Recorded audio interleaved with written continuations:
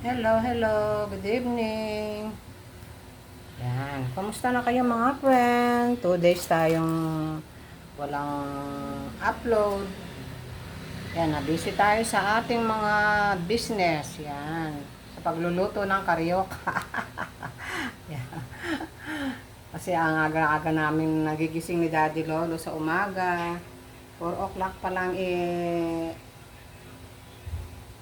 maano na yung aming alarm clock dahil nga sa marami kaming ginagawa, niluluto para pan-deliver namin yan. Kaya nabisi kami ni Daddy Lolo, ngayon lang kami ngayon lang ako nakapag video sa inyo. Kaya kumusta na kayo mga friend? At lagi na lang tayong mainit, ayan. Maghapon makulimlim yung ating weather, pero mainit pa rin, di ba? Yan, malapit na ang election mga friend. Sino ba yung mga manok ninyo dyan? Yan. Sana yung mga karapat dapat na iluklok natin. Siyempre tayong mga taong bayan ang magluluklok kung sino ang ating napupusuan o kung sino ang magandang plataforma sa ating bayan. Yan, bayan ng Arayat, para para maging payapa. Sana hingin natin kay Lord na maging payapa ang botohan itong darating na Lunes. Monday yata next week ang botohan. Yan, sana pag-pray natin yung mga dapat na nailuklok natin at piliin natin yung karapat dapat. Siyempre tayong mga Kapampangan matitalino yung mga Kapampangan na hindi naman tayo magboboto ng hindi tayo kaya pray natin sila na sana yung mga na naluklok natin ay maging tapat at maging makatao ang kanyang layunin sa ating bayan. Yan. At piliin po natin yung karapat dapat na iluklok natin. Yan. For today's vlog mga friend, ito, nag-prepared na naman ako ng aking mga ang aking lulutuin para bukas. Ayan. Ito, kaya bumili na lang ako na ready-made na ulam namin ni Ron. Hapunan namin ngayon. Kaya ito, din ako nagluto. Yan. Huwag tayo mga friend kasi mainit, super init. Kaya ito, pinaano ko yung aking buhok. Kulang na lang pakalbo. Ayan. Grabe ang init, diba mga friend? Kung bisa nga naka-aircon ka na hindi pa kaya ng aircon yung init. Ayan. Ayan. Ayun ito yung nabili ko. Nagpabili si Ron ng menudo. Ayan. Isang order yan. Tapos ito, kare-kare. Yan. Ito na lang ang ulamin namin mamayang hapunan. Kanina, nagluto kami ng ano ba yung inulam namin kanina. May gulay kami kanina. Naubos na. Kaya ito, ito na lang ang aming uulamin ngayon. Ito, nag-aayos ako ng aking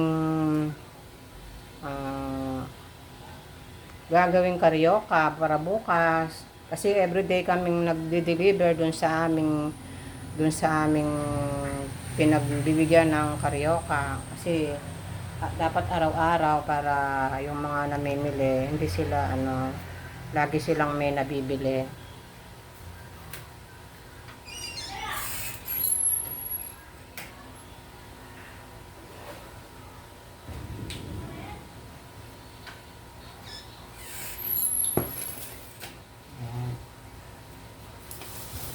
Ito, pinagsama-sama ko ng mga friend. Ito, oh, nandito na yung ating harina. Nandito na yung asukal, yung baking powder, tsaka yung harina. Nilalagyan ko ng konting harina to. Itong glutinous. Oh, glutinous ang nilalagay ko dito. Yung malagkit na glutinous. Ano to kasi yung yung kung saan sa ibang bansa yata nanggagaling tong glutinous na to eh. Yung malagkit na ano, yung parang bigas na malagkit. Yan. Ito, mamasahin natin, masahin natin para maging ano siya, maging dough. Para bukas, doon natin siya ipiprito. Yan. At, ayun, maglalagay tayo ng, meron ako nga dito yung, ipapalaman ko ay munggo. Munggo na ginawang ano, niluto na yung munggo na ako yung nabibili sa palengke, yung parang ano siya, yung red beans. 'Di ba? Yung munggo din yun, merong green beans saka red beans. Red beans ang nilalagay ko, tsaka yung karyoka ko naman ay keso. Yan, dalawa ang sahog na ang ilalagay ko sa aking karyoka. Yun ang araw-araw naming dinideliver doon sa aming doon sa tindahan sa may palengke. Ito mga friend, ito yung iniwa kong mga keso. Yan, yung para siyang cubes. Yan, ito yung pinapalaman natin sa karyoka. Yung nilulutong karyoka. Ito. Tapos yung aking butchi, ang palaman niya sa loob ay red beans. Ito. Ano to? Yung red beans ito. Binibili ko to ng ano, yung luto na siya. Kinakat-cut ko na lang siya. Yan. Para hindi na ako magluto. Kasi matagal ding lutuin to. Matagal ding pakuluin yung red beans. Yung red beans na nilalagay sa halo-halo. Ito yun. Ito yung pinapapalaman ko araw-araw sa aking mga paninda. Yan. Ganon ang aking mga dinideliver ko araw-araw. Yan. Isang karyoka, tapos isang butchi. Yan. Ito yung ating glutinous. Yan, igagawin natin siya ng dough. Mamasahihin natin para magiging dough. Yan. Yan, iyan ko sa inyo mga friend. Ito, malinis naman tong aking kamay. Sasabon ko lang. Ito, lalagay natin siya ng na-mix ko na to. Nandito na lahat. Yung asukal, yung harina, yung baking powder, nandito na. Yan. Yan, lalagay natin siya ng water. Siyempre, ang lalagay natin ng tubig dito yung mineral. Hindi ako kumukuha sa nawasa. Alam niyo naman ang nawasa dito sa Arayat. Hindi pwedeng inumin. Kaya, siyempre, yung ilagay natin yung malinis na tubig. Yan. Nagpaparefill ako ng tubig. Yun ang ginagamit ko. Yan. Ganito ang paggawa ng dough. Yan. Lalagyan natin siya ng water. Hanggang maging dough siya. Yan.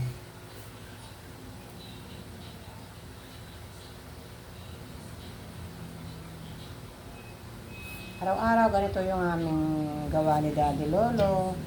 Yan, gigising kami ng ang pinaka namin 4 o'clock kaya 5 o'clock.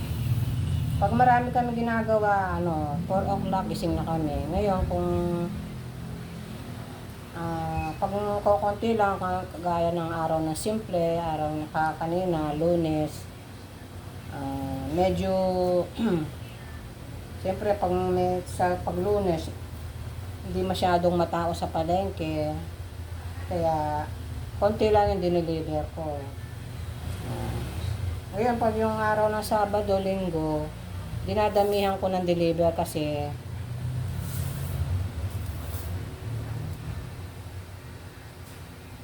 ano, matao.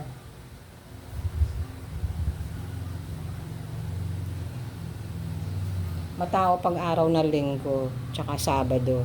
Yan.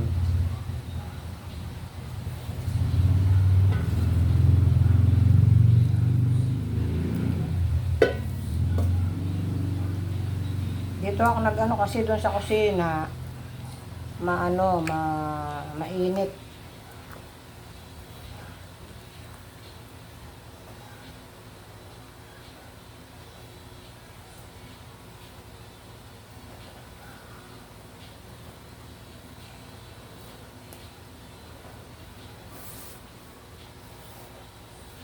Kailangan ano lang, tsambahin lang yung ano, hindi pwedeng malata, hindi naman pwedeng matigas. Kailangan ano lang siya, katamtaman lang siya para pag pinirito mo siya, ano siya, hindi siya matigas, hindi siya malambot, gano'n.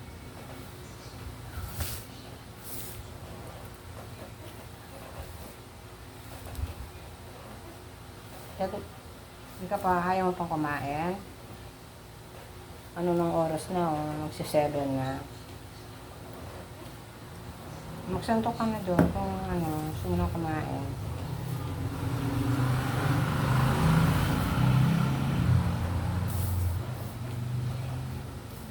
Dalawang ano lang ito mga friend, dalawang supot. Bali 500 grams yung ano, yung isang, bali 1 kilo to pag pinagsama.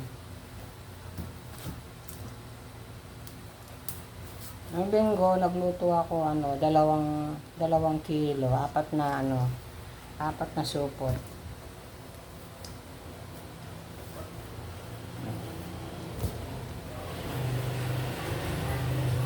Yan, ganyan yung ating dough. Yan, ano na siya. Tapos bukas nito, magdamag natin siyang parang ano, ire-rest natin magdamag. Para sa umaga, doon natin siya ipiprito. Yan.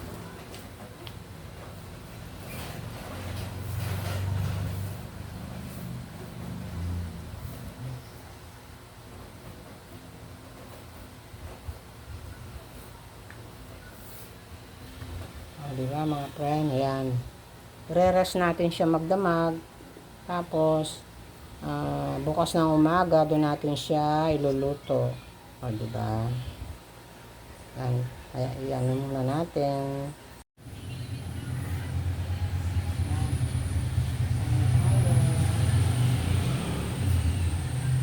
Ayan, nakatapal yung likod ko sa, kasi mainit mga friend, pinapawisan yung likod ko. Kaya may tapal yung aking likod. Napawisan ako kahit kaliligo ko lang, napawisan na agad.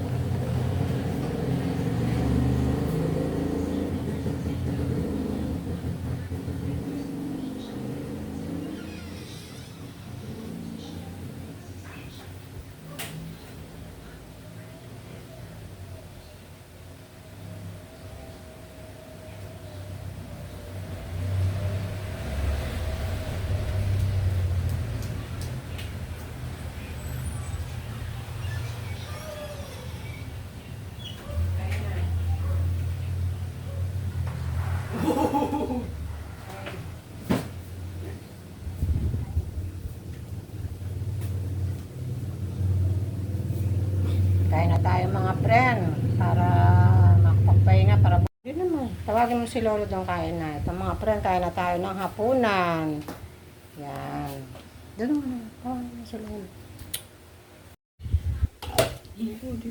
Hindi ka naman magmaano. Sige, sige. Kumuha ka na ng kanin mo. Sige na. Sige na. Lala, kain na tayo. Yan, kain na kami nito. Ito ang sarap ng ano. Ang kare-kare dun sa pinagbibilang ko sa may suki ko, parang lutong talaga, lutong bahay. Yan, Pag tamad na akong ano, wala na akong time na ano, bumibili na lang ako ng luto doon para ready to eat na lang. Hindi na ano. Yan. Yan. Tapos yung kay Ron, ano, yung menudo. Ito. Menudo yung sa kanya. Oh. Isang order ito. Yan. Mura lang, 60 lang isang order. Yan. Pag yung tinatamad na ako magluto, yun, nag-aano na lang ako. Daddy Lola, halika na.